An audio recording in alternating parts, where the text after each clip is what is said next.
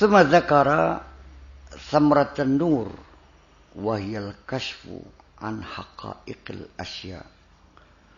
Kemudian dijelaskan tentang hasil buah dari penyinaran yang muncul di dalam hati kita ini, apa hasilnya, apa keuntungannya, samrahnya, buahnya apa? Yal kashfu adalah kita bisa melihat secara transendental, secara transparan dan transendental. Al-kasyaf itu kalau transparan saja masih kurang cukup, transendental saja kurang cukup, ya dua-duanya sajalah jadi transparan dan transendental. Al-kasyaf artinya terbukanya satu tabir, ya, satu barrier penghalang, tembok, langse sing nutup sing ngaling-ngalingi dibuka sehingga dia mengenal haqaiqul asya. Hakikat segala sesuatu bisa mengenalinya. Orangnya namanya al-kasyaf. Tingkatan al-kasyaf yaitu orang yang sudah mempunyai kemampuan untuk melihat secara transparan dan transendental, mengetahui tentang hakikat kebenaran. Faqal nurun yakshifu laka bihi an asarihi wa nurun yakshifu laka bihi an awsafihi. Ada dua jenis cahaya kasyaf itu. Ada kasyaf cahaya yang menyingkapkan tentang asar-asarnya, dan ada cahaya yang menyingkapkan tentang sifat-sifatnya.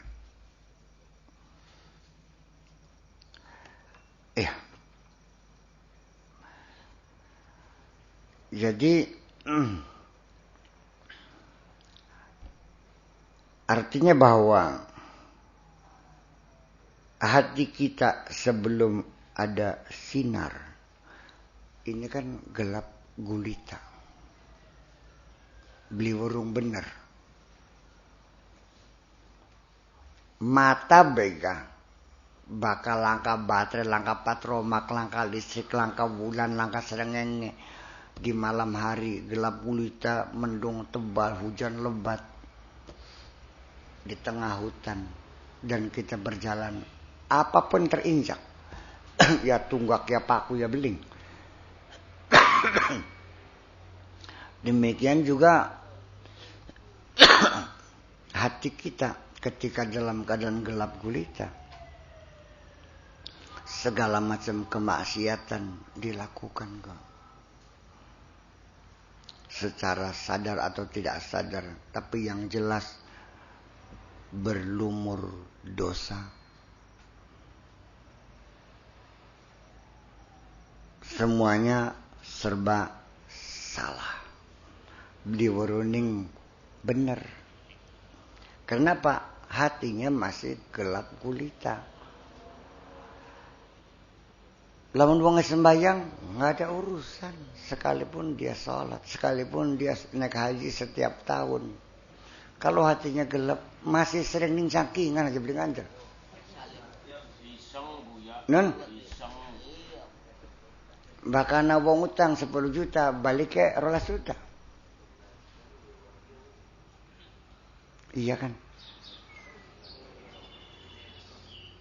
Ada tetangganya susah sampai kelaparan, ia tidak akan bergeming. Yang terutama nak urusan kita mah. Kalau bagaimana waktu kita susah beli nyulung beli apa aja. Iya kan? Ya, seperti itu.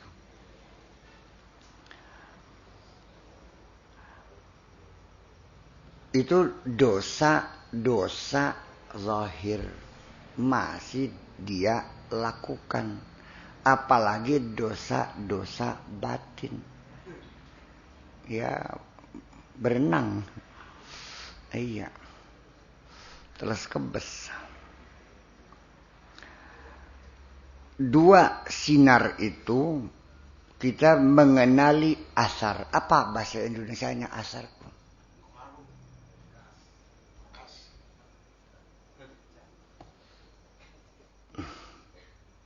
pengaruh. Non, kalau orang berjalan tapaknya itu asar namanya. Begini, nanti di dalam memahami asar pun sebagai satu indikator itu juga memerlukan kecerdikan juga. Mampukah Anda dengan pengetahuan yang Anda miliki satu, mampukah memancing pengetahuan yang kedua dengan menggunakan pengetahuan yang pertama tadi? Setelah mempunyai dua pengetahuan, mampukah memancing pengetahuan yang ketiga? Sesungguhnya bahwa satu saja asar yang kita lihat dalam semesta, kita bisa mengungkapkan banyak persoalan.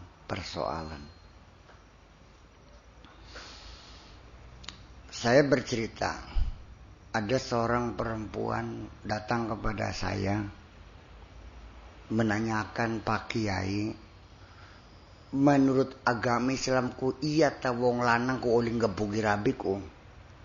Karena ada dalam ayatnya fadribuhum. Iya kan, ujungnya kan fa'izuhunna, ya kan? Lalu wa hakaman min ahli wa hakaman min ahliha. Nasihati, enggak juga ya, panggil juri dari pihak laki pihak perempuan. Sampai wahjuruhunna fil madaji, sampai pisah ranjang. Dan ujung-ujungnya apa? Fadribuhunna. Iya kan? Ini kan suatu tahapan-tahapan sampai diberi justifikasi seorang suami memukul istri. Saya bilang enggak ada alasannya. Wadribuhunna itu tidak harus mentungi sampai babak belur. Ku mau pada biru matanya. Pantungin lakinya aku. Jadi akhirnya ya udah gini aja deh. Suami kamu suruh ke sini. Datang suaminya. Cara kita sudah belajar ngendi mentung rabi mukoranku. Ilmu sing ngendi.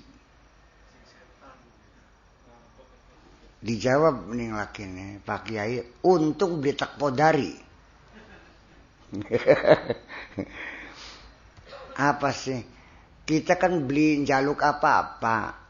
Mung takon jaluk jawaban sing bener.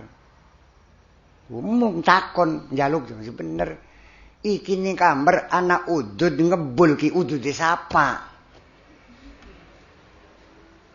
Beliau tak pandang wisisan untuk letak podari. Paham beli ini? Ini asar. Rokoknya masih ngebul, masih. Berarti demenannya bisa durung melaju niki. Burung.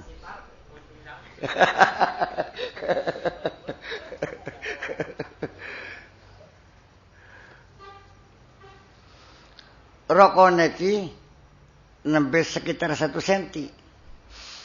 Berarti wis suwe durung udude iki. Nembe 2 senti ke ngetok iki. Masih durung suwe lah maksudku. Udude ning di ning komodin, meja cilik ning rancang.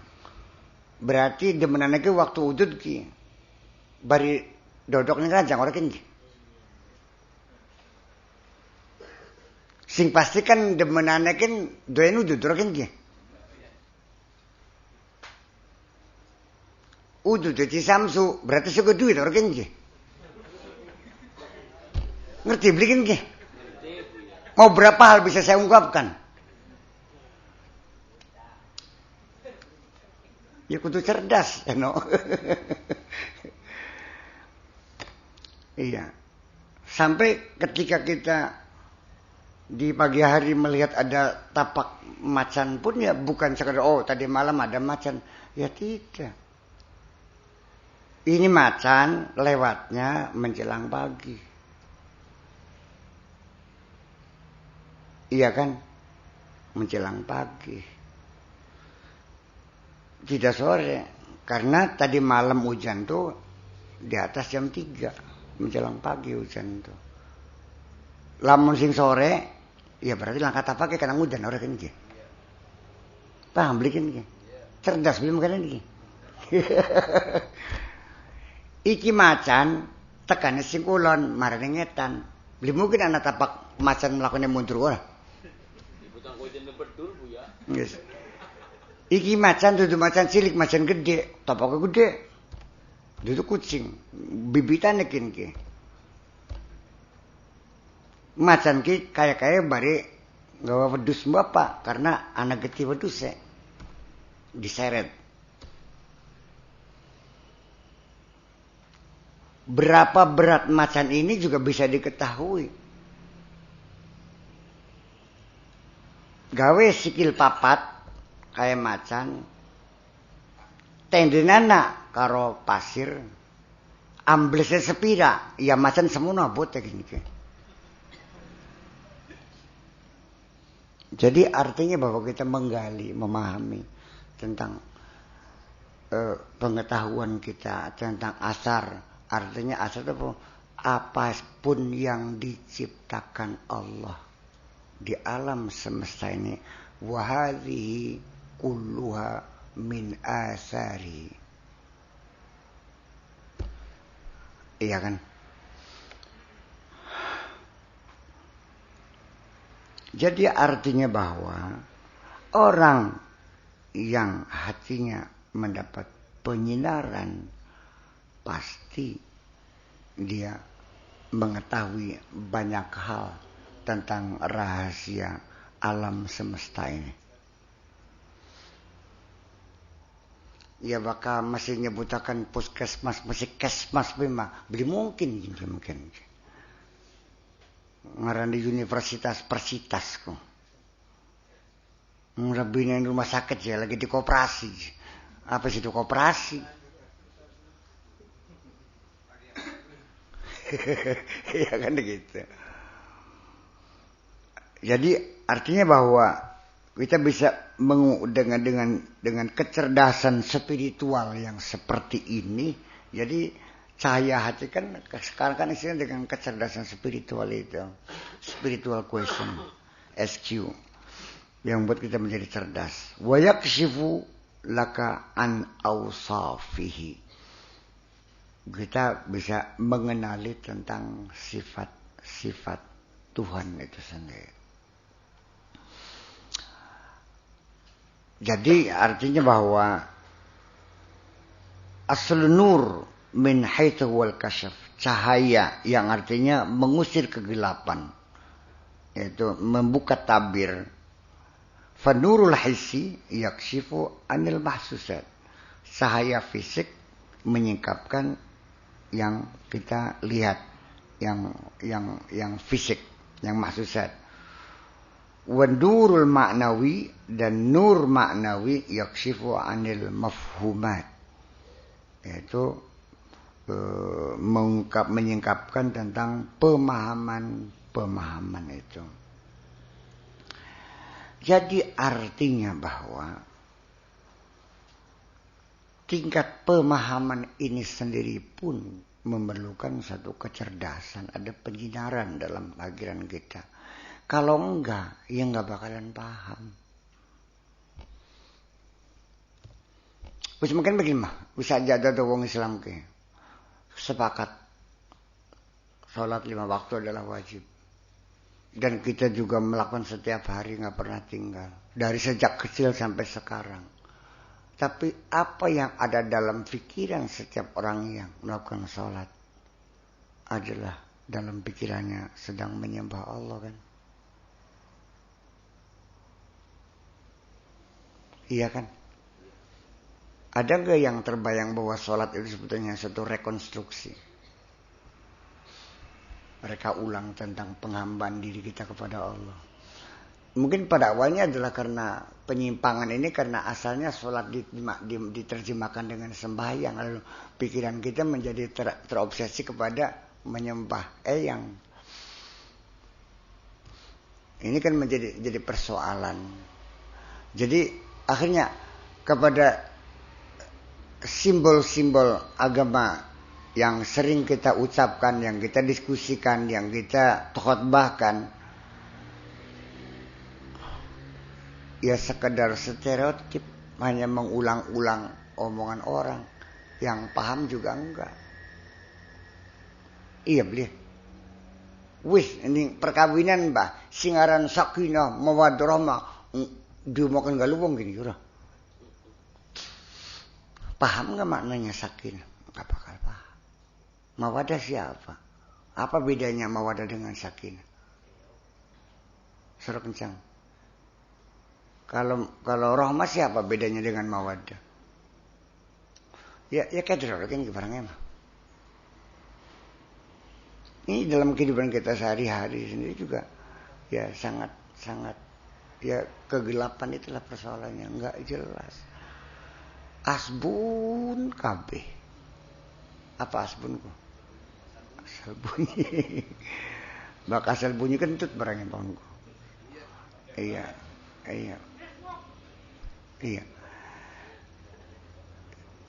Khatib tiap masjid mungkin seluruh Indonesia kalau khutbah Jum'ah selalu bicaranya tentang takwa. Usikum wa iyaya bitaqwallah.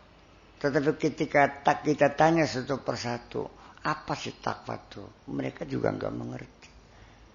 Ya artinya bahwa al-mafhumat sendiri ini jadi simbol-simbol teologis yang selalu dibicarakan sendiri juga yang ngambang. Akhirnya apa? Sing salah keprag.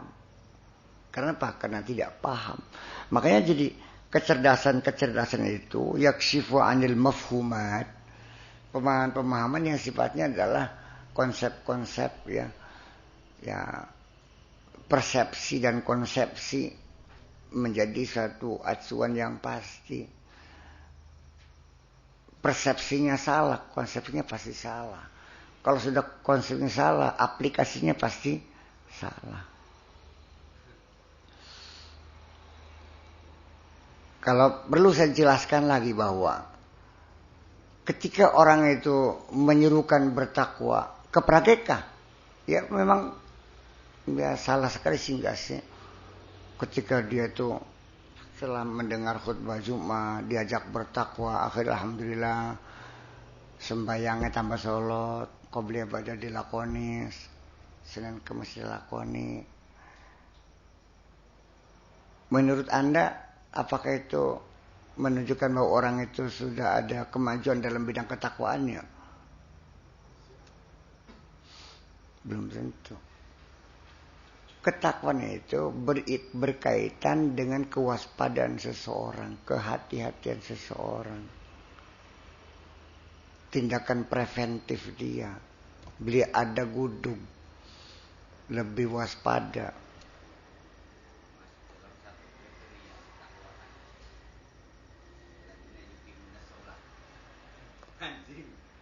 Iya, ya mungkin bisa sebagian. Wa mimma razaqna munfiqunya enggak kan? Yang masih mendikje. Iya. Makanya ketika ketakwaan sendiri dijelaskan dalam Al-Qur'an, itu tidak didefinisikan.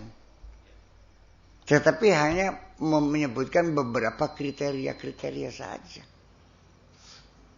Kenapa? Karena memang sulit konsep ketakwaan itu sendiri dapat dipahami. Lah sekarang begini.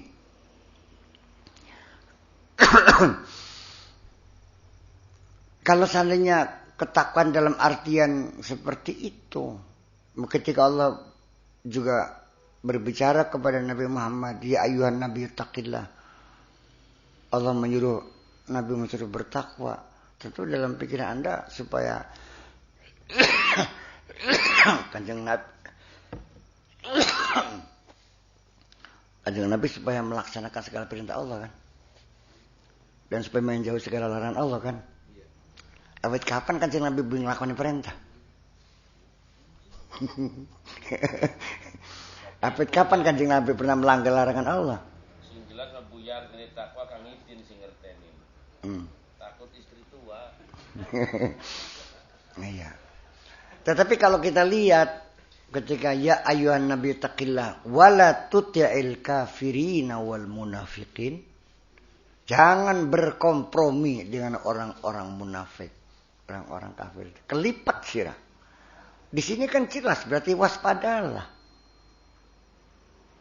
Nabi waspadailah mereka ini.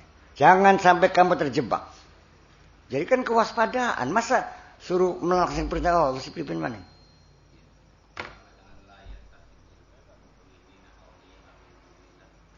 Iya.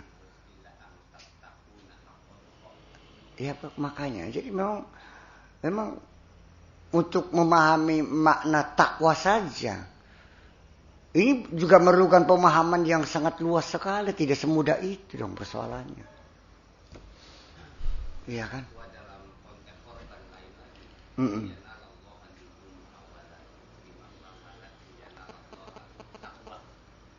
Dalam hadis juga wa tazawwadu fa inna khairaz zadi taqwa.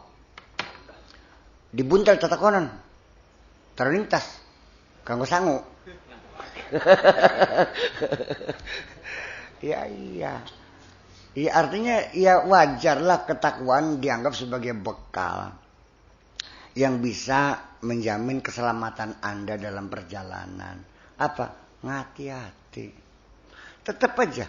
Jadi makna yang paling substantif dalam ketakwaan itu adalah kehati-hatian kita dan kewaspadaan. Aja ada uduk itu barang besar. Nah ini satu contoh kita bahwa mafhumat tentang nurul ma'nawi yakshifu anil mafhumat itu artinya bahwa kecerdasan spiritual itu membuka wawasan kita semakin luas karena kita mampu untuk menangkap pemahaman-pemahaman yang bersifat apakah itu persepsi ataupun konsepsi tentang simbol-simbol keagamaan, tentang terminologi, tentang istilah-istilah, tentang segala hal seluk-beluk tentang keilmuan itu sendiri. Iya tabli. Aja blingan telki. Karina ibku sadinya dine ngawinaken wong ora. Menurut Pak Naib, dapat dipastikan enggak bahwa seorang naib mengerti maknanya munakahat? Iya kan? Iya. Jadi ya memang di situ bahwa mafhumat itu sendiri juga perlu prosesnya sangat panjang sekali ya. Iya. Kenapa harus zawajtuka wa ankahtuka? Maksudnya apa zawajtuka dan apa ankahtuka? Apa bedanya? Saka kalau ankahtuka saja, saka kalau zawajtuka saja, dan kenapa dua-duanya? Apakah maknanya sama?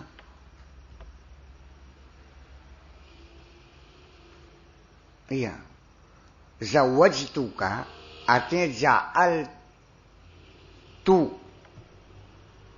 Iya kan?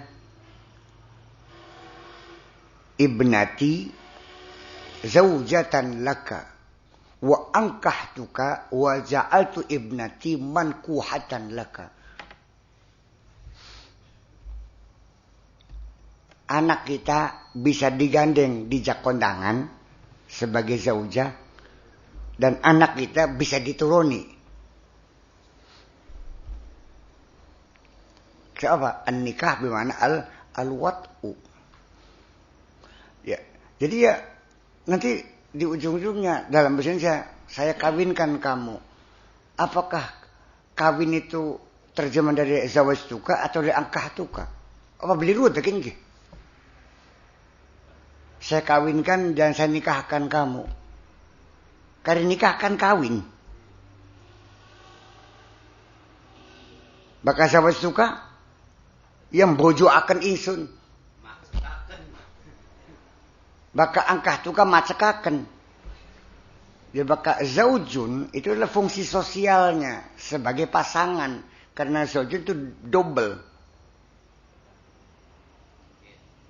Wajalnakum azwaja, pasangan-pasangan. Sebagai pasangan, sebagai istri, sebagai pendamping dalam status sosial. Kegelapan. Tapi buku angkahtuka adalah pemenuhan kebutuhan biologis kamu. Ini hal-hal yang semacam ini kan akhirnya mafhumat itu kan menjadi persoalan seseorang. Iya. Sehingga ketika ini sebagai contoh saja kita mengulas. Sampai ketika ijab kabul dengan bahasa Indonesia menjadi hal yang amburadul. Saya nikahkan. Saya kawinkan kamu kepada Fatimah, anaknya Pak Haji Hasan yang telah mewakilkan kepada saya. Saya nikahkan kamu kepada Fatimah. Padahal bapaknya Fatimah, Pak Naib, tulung kawinakan anak kita. Ternyata beli dikawinakan. Sini dikawinkan lanang.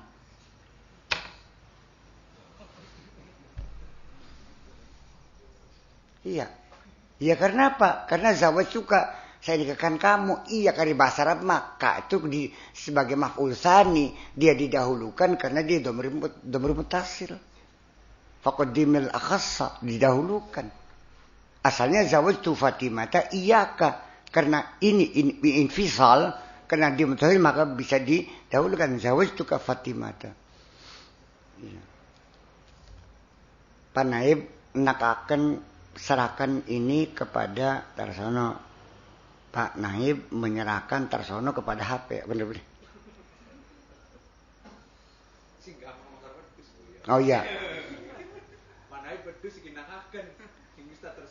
Iya, nah kan begitu. Jadi saya nikahkan dan saya kawinkan Fatimah anaknya Pak Haji Hasan untuk kamu. Bukan saya nikahkan kamu. Se-Indonesia makonan. Ya, buruk bikin ya. Makanya ini kan mafhumat persoalan yang ada dalam ide kita sebetulnya. Enggak dapat sih. Limanya di situ. Itu semuanya makanya orang yang beriman itu pasti cerdas. Saya enggak. Keilmuan dan keimanan adalah sesuatu yang terpisah. Iya. Cerdas.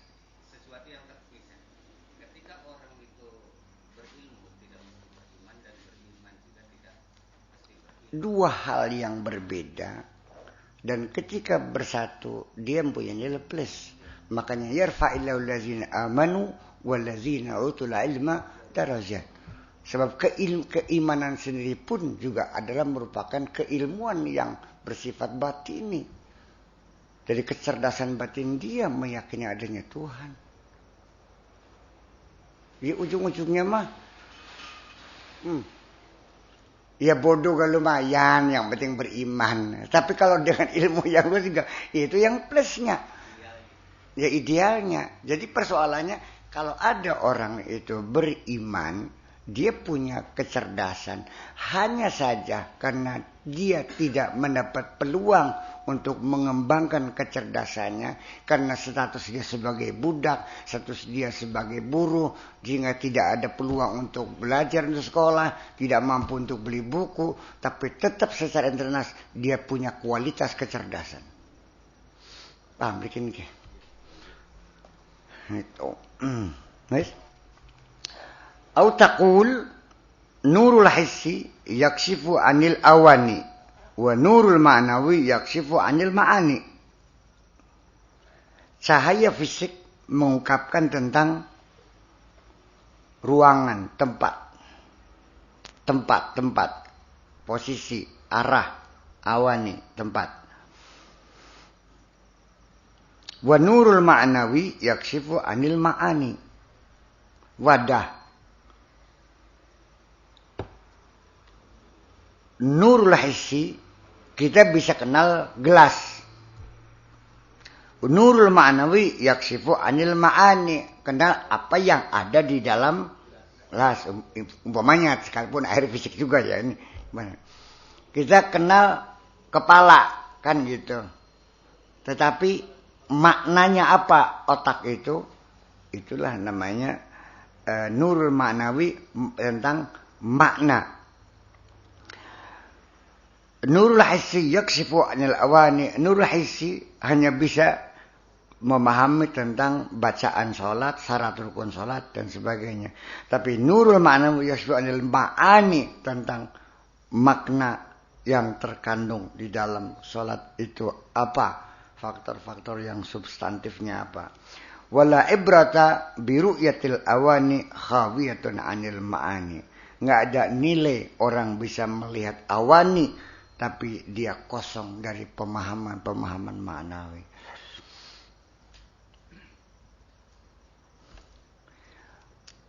Pesantren cadang pinggan, supir kopayu, iya kan? Weru beli, iya weru. Tolong kita mudunkan ya kone ya penumpang. Ya wes, mau kenal pondok mah. Pembesin orang anak iya terang kan? Ki cadang pinggan. Berarti orang itu supir taksi itu kenal tentang pondok cadang pinggan. Oke? Siapa pengasuhnya? Belum tentu kenal. Nyombuktinya anak sing ngejak bulat kalau kita jetak lawan beli kita. Perasaan kalah kalau bersih. Yang maning-maning nutupi balan. Subhanallah. Yang pokok ditarik nih batu-batu deh. Beceden sih maju bulat kalau kiai. Tak beli. Dia baru kenal pondok cadang pinggan, tidak kenal pengasuhnya. Orang yang kenal pengasuhnya pun kalau saya tanya apa sih pesantren, nggak masa paham ikut.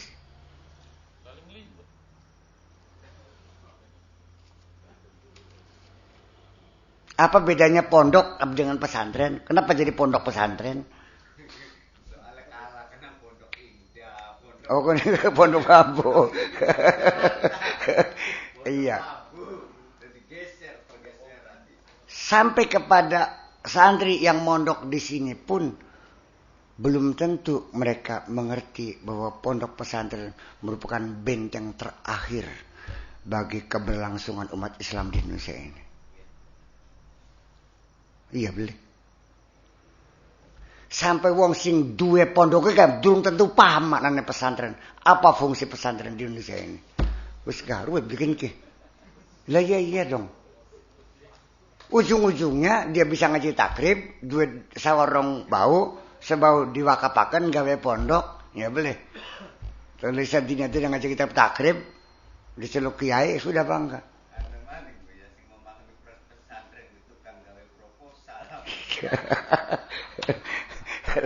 Iya.